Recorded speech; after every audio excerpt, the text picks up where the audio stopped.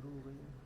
ये प्रेस वार्ता वोट चोरी पर तो नहीं है, लेकिन जो पिछले 11 साल से चुराई हुई कुर्सी पर बैठकर प्रधानमंत्री जी, उनके कैबिनेट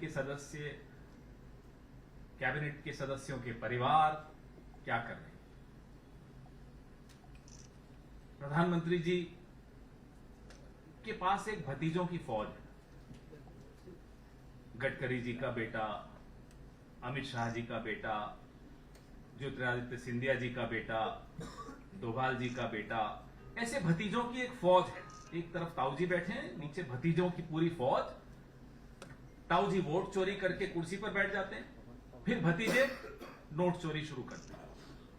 कुछ भतीजे T20 के माध्यम से पैसा कमाते हैं, जो क्रिकेट में चले गए। कुछ भतीजे E20 के माध्यम से पैसा कमा रहे हैं, जो एथेनॉल में चले गए। तो ये E20 और T20 के बीच में चोरी की कुर्सी पर बैठे प्रधानमंत्री और उनके भतीजों की फौज आपके और मेरे पसीना बहाकर कमाए हुए पैसों के साथ ये कर रहे हैं। आज एथेनॉल पे हम थोड़ी बात करेंगे। काफी दिनों से चर्चा चल रही है एथेनॉल पे, और एथेनॉल पे बात करने से पहले शुरू मैं उस वादे से करूंगा जो 2014 में नितिन गडकरी जी ने और नरेंद्र मोदी जी ने बार बार दोहराया। उन्होंने ये कहा था कि म्युनिसिपल वेस्ट, जो कचरा होता है नगर पालिका से जो निकलता है, जमा होता है, उस वेस्ट से एथेनॉल बनेगा, उसको पेट्रोल और डीजल में डाला जाएगा, और उसके बाद पेट्रोल 55 रुपए लीटर उपलब्ध होगा। ये मेरे शब्द नहीं है, गडकरी जी और मोदी जी के शब्द, 2014 के शब्द। और डीजल 50 रुपए प्रति लीटर उपलब्ध होगा। ये बात कही इन्होंने जून 2014 गडकरी जी ने, और फिर बार बार दोहराते रहे।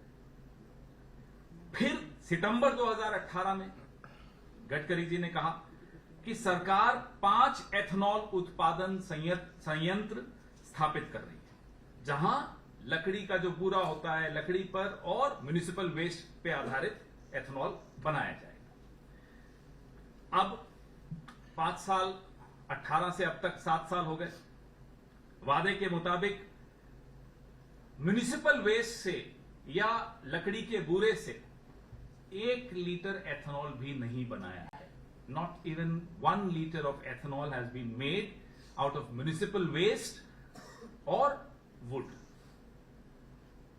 627 करोड़ लीटर एथेनॉल बना है, उसमें से 56% गन्ने से बना है और बाकी अनाज से बना है।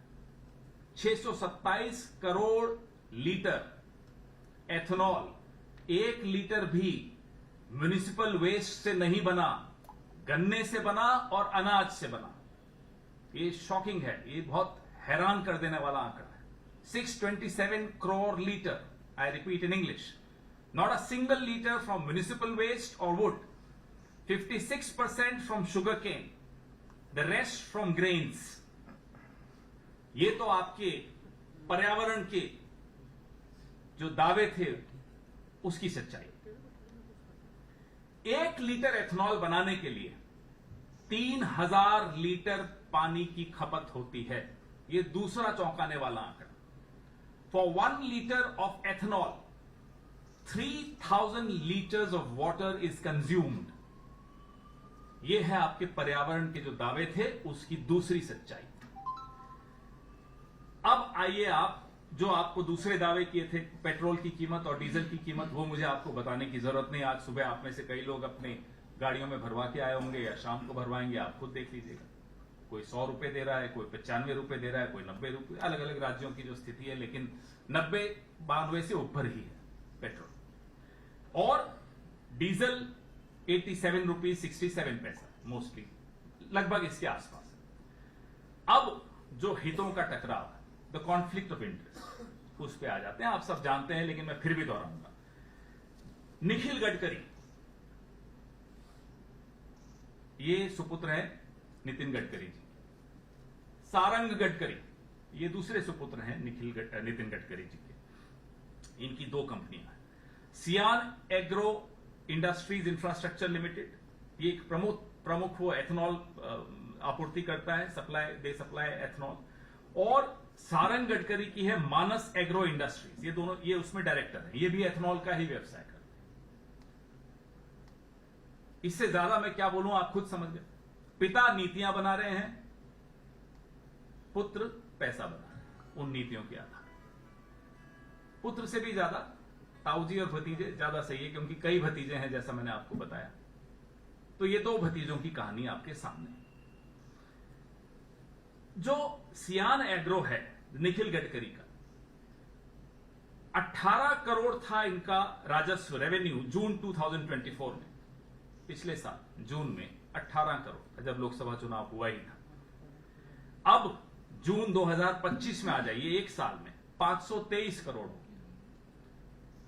From 18 crores to 523 crores is the revenue of Sian Agro, which is owned by Nikhil Gadkari.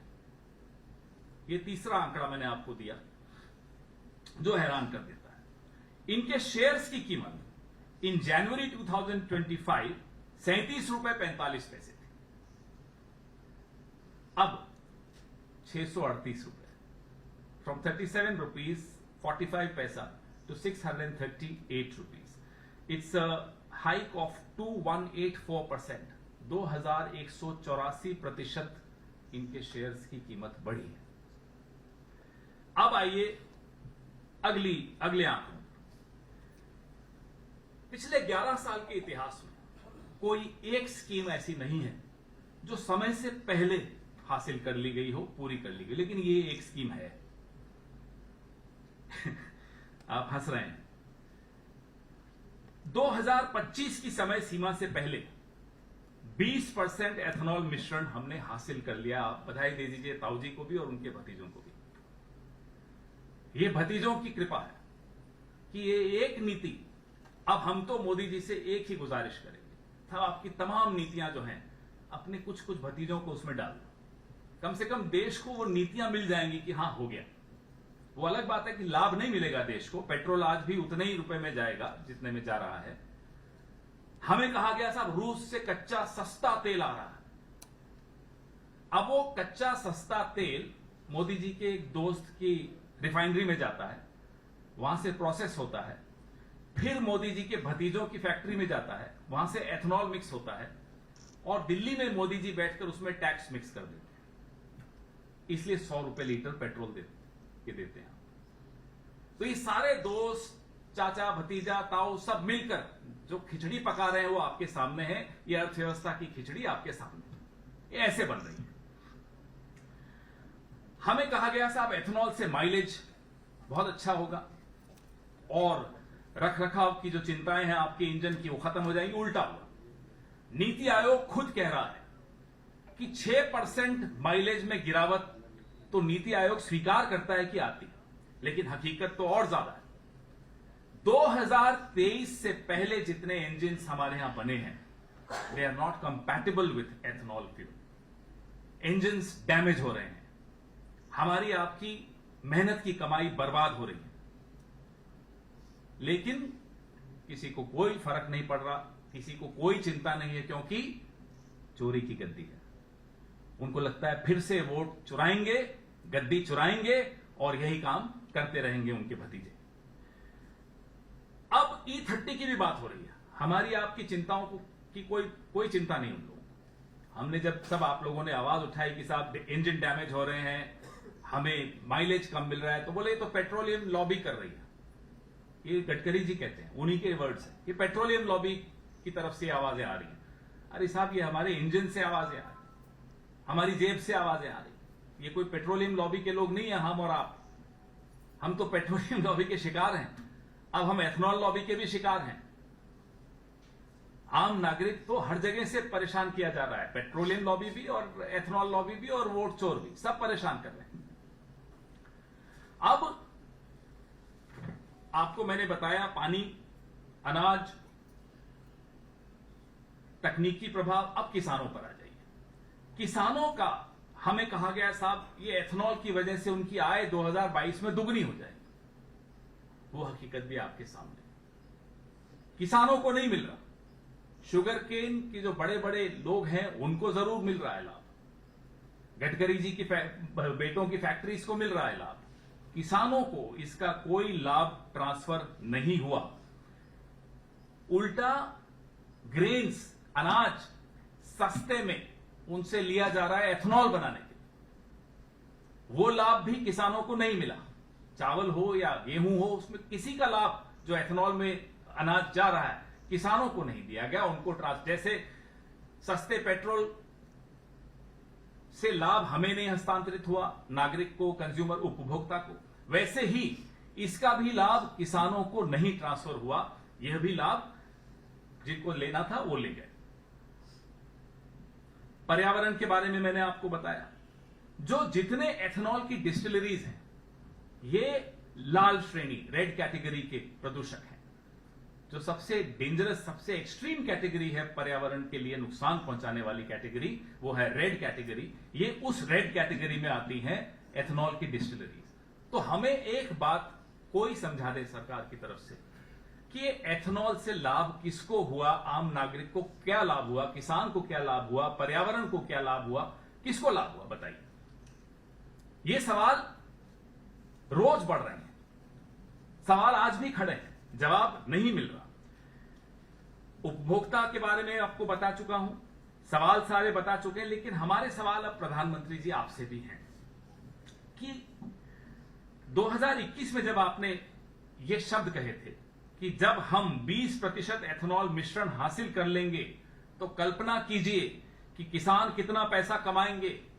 तो मोदी जी अब आप बताइए, 2021 के जरिए जो आपने एथेनॉल मिश्रण किया उसका लाभ किसानों को कितना मिला, ये आंकड़े सबके सामने रखिए। माइलेज के आंकड़े सबके सामने रखिए, इंजन डैमेज की जो शिकायतें हैं उसके आंकड़े सबके सामने रखिए। नंबर 2, अगर एथेनॉल मिश्रण का उद्देश्य पेट्रोल को 55 रुपए और डीजल को 50 रुपए पे लाना था, तो हम सब दोगुना कीमत क्यों दे रहे हैं, ये आंकड़े सामने रखिए, ये कारण सामने रखिए। नंबर 3, अगर ये E20 एथेनॉल को बढ़ावा देना एक सार्वजनिक नीति है, तो गडकरी जी के बेटों को यह अप्रत्याशित लाभ क्यों मिला, ये लाभ उपभोक्ता को क्यों नहीं मिला, सिर्फ आपके भतीजों को क्यों मिल रहा है, ये भी आपको जवाब देना चाहिए। Zero tolerance for corruption, Modi ji के शब्द हैं, जीरो टॉलरेंस फॉर करप्शन। एक नया कानून लाने की कोशिश की, 130वां संशोधन, 130th amendment to the constitution of India. हम ये जानना चाहते हैं कि जब ये 130वां संशोधन पारित हो जाएगा, क्या उससे पहले आप अपने ये तमाम भतीजों की फौज पर कोई जांच बैठाएंगे? आपके जो भाई हैं कैबिनेट में सारे, मैंने नाम गिनाया आपको, अमित शाह, गडकरी जी, सिंधिया जी, और कैबिनेट के भी ऊपर जो बैठे हैं डोभाल जी, कोई एथेनॉल से कमा रहा है, कोई क्रिकेट से कमा रहा है, कोई पाकिस्तान से कमा रहा है, कोई पता नहीं क्या क्या बेचकर कमा रहा है। इन सब पर जांच होगी क्या? 130वें संशोधन से पहले होगी क्या जांच? और 130वें संशोधन का प्रभाव इन लोगों पर पड़ेगा या नहीं पड़ेगा? और आखिरी 2014 से लेकर 2025 तक 38.89 लाख करोड़, लगभग 40 लाख करोड़, 38.89 लाख करोड़ आपने पेट्रोल और डीजल पर जो सेस के जरिए कमाया है, उस पैसे का हिसाब इस देश के नागरिकों को मिलेगा या नहीं मिलेगा? They have made almost 40 lakh crore out of the cess they charge on petrol and diesel from us. इन सब सवालों के जवाब हमें मालूम है नहीं मिलेंगे, क्योंकि ये लोग वोट चुरा कर आते हैं और फिर जेब काट कर जाते हैं। अब आपके सवाल इसी पर रखिएगा, कोशिश तो यही करिएगा। Recently, we have seen that how the Supreme Court has also rejected the plea which was being filed for this matter only. At that point in time also, Kerala Congress had also tweeted saying that it should not have been done, at least the Supreme Court should have listened to this petition, to which the BJP had replied that you want to target the Indian state. So do you believe that the legal route is now the only solution for this? We are a political party. If one door shuts does not mean all the other doors are also shut for a political party. We will raise this issue politically. There are various ways of raising an issue. Legal is one, political is another, activism is another, non-political activism is another, and the best route is the media. I hope you also adopt that route and write all this. Sir, आपको लगता है कि ये सीधे सीधे conflict of interest का मामला है? क्योंकि एक साल के भीतर ये जो सियान एग्रो इंडस्ट्रीज है निखिल गडकरी का, वो 17-18 करोड़ से सीधे 523 करोड़ का उनका जो है बिजनेस हो जाता है।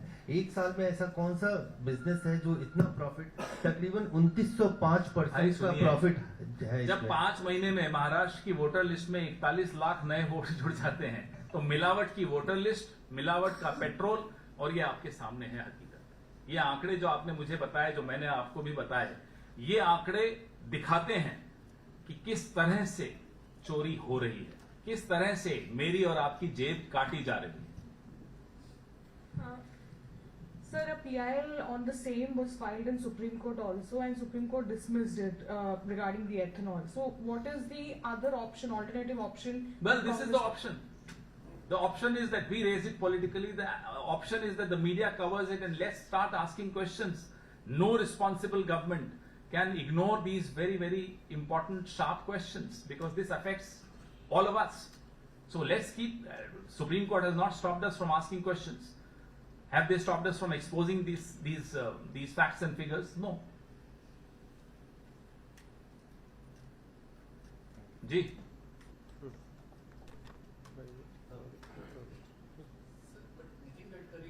Mike, claim that there Mike. has been any issue faced by any of the vehicles in the past. Well, few years. he accuses all those who are questioning the ethanol issue as people who have been propped up by the petroleum lobby.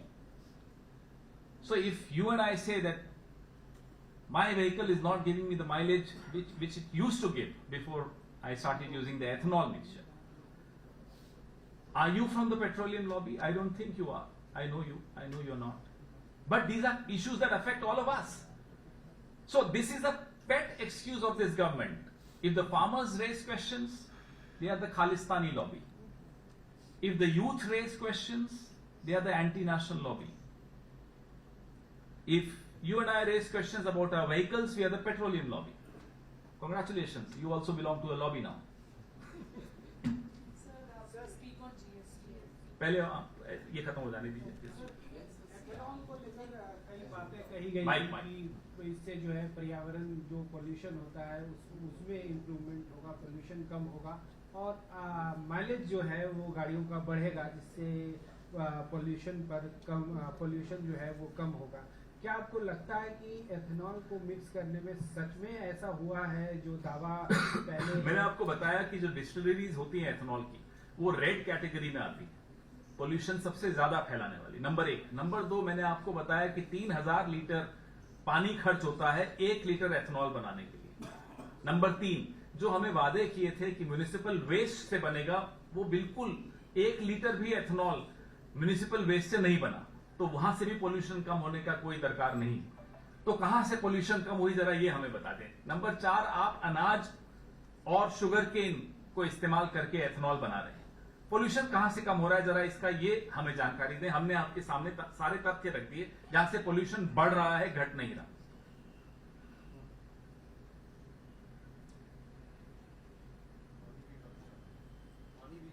तीन 3000 litre प्रति litre of ethanol पे 3000 litre पानी खर्च हो रहा है, ये minimum बता रहा हूं।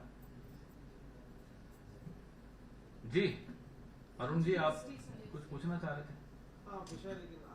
विषय अंतर है, शुरू करिए आप। एक और अरुण है, चलिए अरुण से शुरू करते हैं। सर जो जीएसटी के नए स्लैब्स हैं 3, एक 40% वाला जो स्लैब है 28 हटा करके उसको लेकर के आप लोगों ने सवाल उठाने कल से शुरू कर दी। बेसिकली क्या आप लोग चाहते हैं कि 2 ही स्लैब रहे या फिर तीसरा स्लैब है उसमें कोई नहीं, हमने संशोधन तो चाहते हैं? शुरू से 2016 से राहुल जी 2 ही स्लैब्स की बात कर रहे हैं। इनको या तो समझने में 9 साल लग जाते हैं या अपने अहंकार को नीचे करके फिर राहुल जी की सलाह मानने में 9 साल लग जाते हैं, मुझे नहीं मालूम। अब हमने अभी एक आवाज कल उठाई है, अब इनके पास 9 साल तो बचे नहीं। अब अगले 8-9 महीने में भी, मुझे लगता है वो भी मैं ज्यादा बोल रहा हूं, 8-9 हफ्ते में ये भी सलाह मान ले राहुल जी की तो अच्छा रहेगा, नहीं तो फिर हम आके कर देंगे, चिंता मत कीजिए। सर इसी पर माइक दीजिए भाई। जैनेंद्र जी ने आज खाना नहीं खाया, आवाज कम आ रही। सर इसी से जुड़ा हुआ सवाल है कि कल निर्मला सीतारमण से पूछा गया इसको लेकर के जो कांग्रेस निशाने साध रही है, तो उन्होंने कहा कि क्या कांग्रेस चाहती है कि टोबैको पर जो है वो टैक्स जो है वो घटाया तो जाए, पिछले 5% 11 साल किया से जो जाए। आप कर रहे थे, तो क्या आप ये चाहते थे कि टोबैको पे कम वाला स्लैब हो? ये इस अजीब पर सी बात है पार्टी साहब। की क्या नीति है सर? वो पार्टी की थोड़ा नीति स्पष्ट है कर कि दीजिए। एक सिंप्लीफिकेशन होना चाहिए। GST should be good and simple tax, it cannot be a complicated tobacco tax. उत्पादों पर सर क्या बात वो नहीं है कि कौन सा उत्पाद और कौन सा उत्पाद नहीं। बार बार हम कह रहे हैं साहब 2 स्लैब्स रखिए, और 9 साल लग गए इनको हमारी सलाह मानने में। सर इसी से माइक ऑन करिए। सर ये जब ये रोल आउट किया गया था जीएसटी तो संसद का विशेष सत्र बुलाया गया था रात को स्पीचेस रात को 12 बजे। बिल्कुल, और इसको कहा गया था कि 1 नेशन 1 टैक्स 1 मार्केट। और फिर कांग्रेस ने जब इसका क्रिटिसिज्म किया तो उन्होंने कहा कि गब्बर सिंह टैक्स है, राहुल गांधी का ये बड़ा फ्रेज चला था उस समय।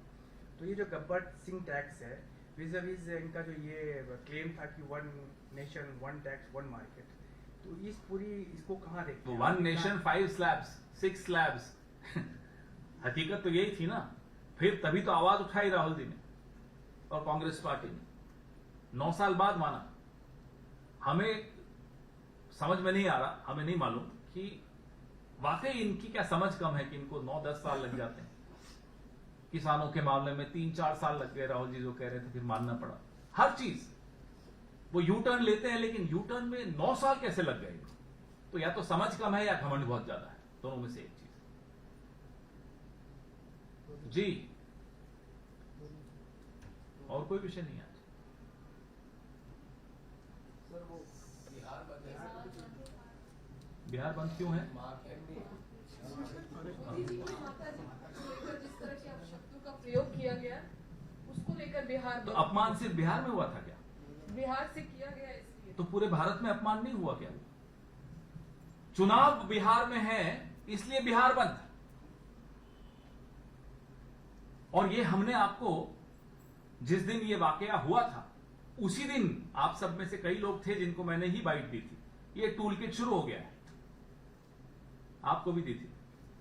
ये टूल किट था और है, और अब ये टूल किट एक्सपोज हो चुका है कि पहले गाली दिलवाते हैं, फिर हंगामा मचाते हैं, फिर मुद्दा बनाते हैं, फिर मोदी जी आते हैं, आंसू टपकाते हैं, और मेरी मां का अपमान हो गया ऐसे करके बोलते हैं। हाथ यूं होते हैं, आंखों में आंसू होता है, टोन एकदम बदल जाती है। रंगमंच को भी इससे बेहतर कलाकार नहीं मिलेगा। और एक ऐसा व्यक्ति जिसको इस देश ने इतना कुछ दिया, तीसरा टर्म दिया, इतनी गलतियां माफ कर दी, उस आदमी को जम्मू कश्मीर की बाढ़ नहीं दिखती, उस आदमी को और किसी की मां नहीं दिखती, किसी का अपमान होता हुआ उसको कोई फर्क नहीं पड़ता। हजारों लोग बिना ट्रायल के जेल में बैठे हैं, उनकी मां नहीं दिखती। उस आदमी के आंसू सिर्फ इलेक्शन में ही क्यों टपकते हैं? क्यों सिर्फ बिहार ही बंद है? अब इस टूल किट को आप कितना भुनाओगे? ये टूल किट एक्सपोज हुए को भी कई साल हो गए। अब नेक्स्ट सर वो ईपिक वाले इशू को लेकर के आप लगातार निशाने पर हैं बीजेपी के। पहले उल्टा बोल रहे हैं, बीजेपी हमारे निशाने पर है। तो अब उसी के काउंटर में आप निशाने पर है, पहले आपके तो वोटर कार्ड मैं आज भी उनको निशाने पे ले रहा हूँ। जी सर सवाल तो, और इसके बाद आपकी पत्नी जो है नीलमा कोटा जी, उनके 3 वोटर कार्ड का मामला भी सामने आया, बीजेपी की तरफ से लाया गया। तो सवाल वही उठाया जा रहा है कि एक तरफ आप लोग मुझे बताइए, वोटर लिस्ट में अनियमितता की बात करें तो As आपके कई वोटर कार्ड, एक वोटर की हैसियत से मैं हूं या आप हो, कोई भी हो, उसकी क्या जिम्मेदारी है? उसकी जिम्मेदारी है कि जब वो शिफ्ट करता है तो वो एक फॉर्म भर के दे देता है। उसके बाद किसकी जिम्मेदारी होती है? चुनाव आयोग की, जाहिर सी बात है। बीएलओ जब भी रोल रिवीजन होता है, हर इलाके में उसको जाना चाहिए, जो उसका काम है, हर घर में जाना चाहिए, जांच करने के लिए कि ये वोटर अभी मौजूद है या नहीं, जीवित है या नहीं, ट्रांसफर तो नहीं हो गया, कोई नए तो नहीं आ गए, ये सब बातें। जिस घर को मैंने 2016 में छोड़ा था, 16 से 25 तक कम से कम 7-8 बार रोल रिवीजन हुआ है। अब ये आपके सामने एक और एक्सपोजर खुद बीजेपी ने कर दिया कि इस तरह से चुनाव आयोग चलता है कि 7-8 रोल रिवीजन के बाद भी मेरा नाम नहीं कटा, मेरे अप्लाई करने के बाद भी मेरा नाम नहीं कटा, मेरे नए जगह वोट बनाने वाला भी चुनाव आयोग, नई कॉन्स्टिट्यूएंसी में, दूसरी कॉन्स्टिट्यूएंसी, फिर भी पुरानी में नहीं कटा। बताइए, इससे बढ़िया मेरी मदद बीजेपी से ज्यादा और कौन कर सकता है? पहले अनुराग ठाकुर ने हमारी मदद की, अब बीजेपी के बाकी नेताओं ने की, उनको हम धन्यवाद देते हैं। सर एक सवाल बिहार से और एक और बात, मुझे नोटिस देने में 3 घंटे लगे। राहुल जी की तो प्रेस वार्ता के दौरान ही उन्हें नोटिस दे दिया गया। ना अनुराग ठाकुर को नोटिस मिलता है, न महादेवपुरा के 1 लाख फर्जी वोटर्स जिनके हैं तो उनको नोटिस मिलता है, मुझे तुरंत मिल जाता है। मैं मांग बार बार दोहराता हूं कि नई दिल्ली के उस पोलिंग बूथ का सीसीटीवी फुटेज मैं मांग कर रहा हूं, मुझे चाहिए। मैं देखना चाहता हूं कि मेरे नाम से वोट किसने दिया, अगर दिया तो।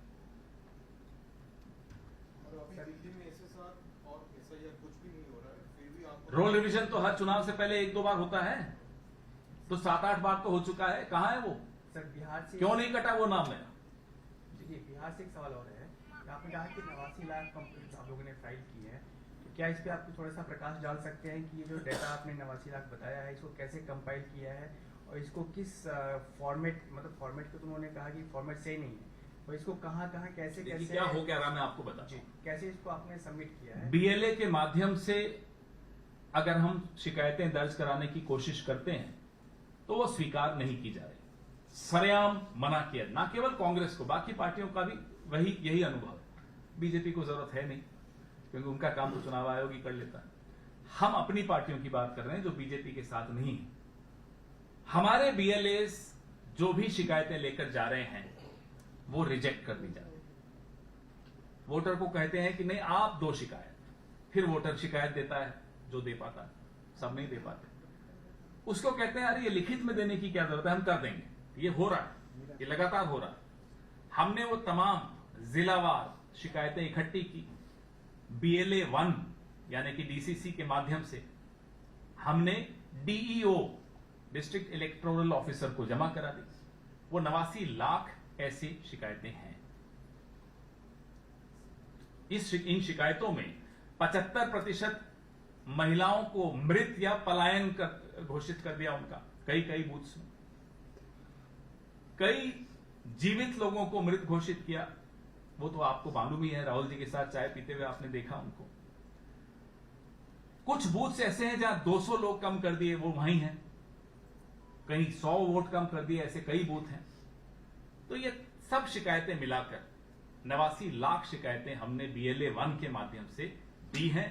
लेकिन चुनाव आयोग अदालत में ये दिखाना चाहता है कि पॉलिटिकल पार्टीज काम नहीं कर रही, तो वो 0-0 का आंकड़ा दिखाना चाहता है। इसलिए बीएलए के माध्यम से शिकायतें नहीं ले रहा है।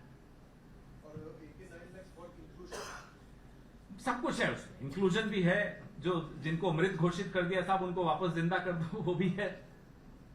सर एक कुछ तस्वीरें आ रही है बिहार से, बिहार बंद के दौरान। बिहार बंद के दौरान कुछ तस्वीरें आ रही हैं सोशल मीडिया पे, जिसमें कई जगहों पे बीजेपी के कार्यकर्ता एम्बुलेंस को रोक रहे हैं।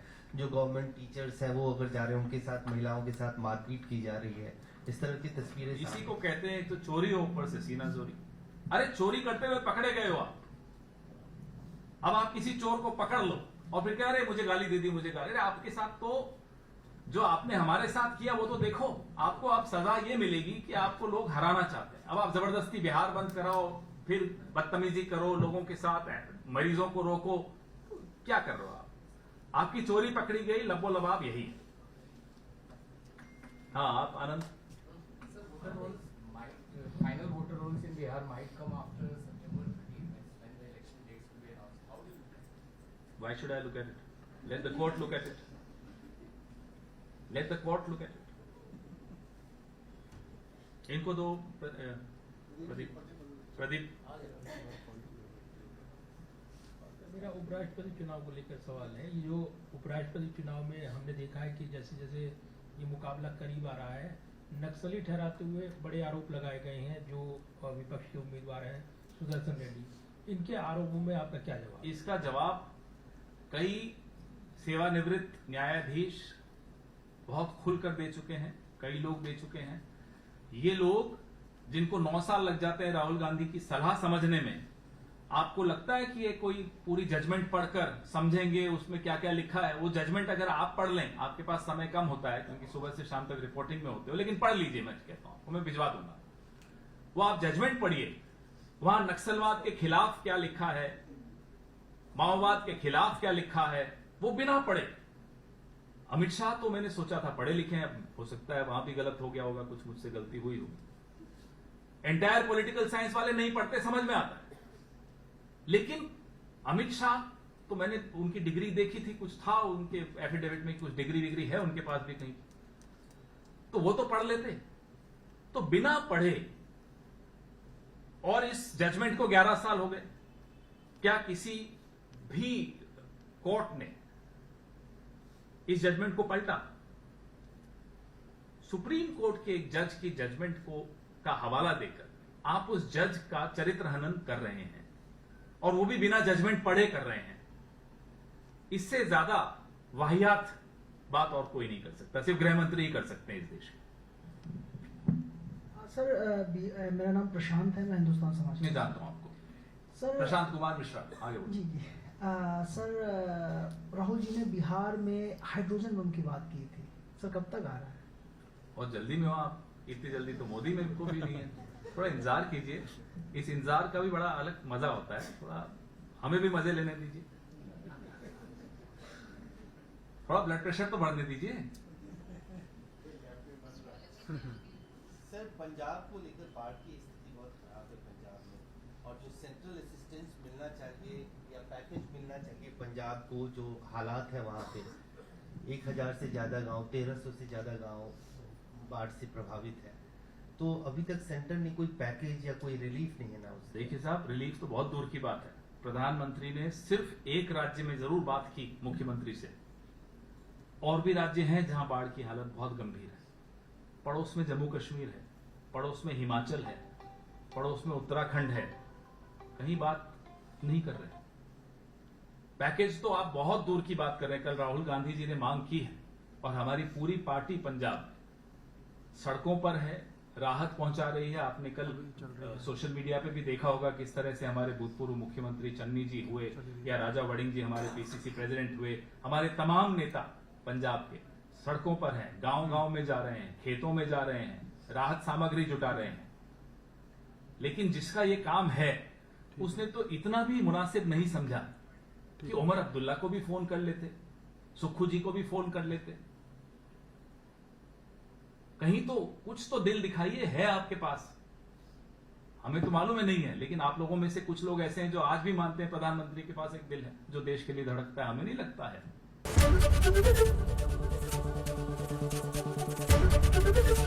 एबीपी गंगा, खबर आपकी, जुबान आपकी।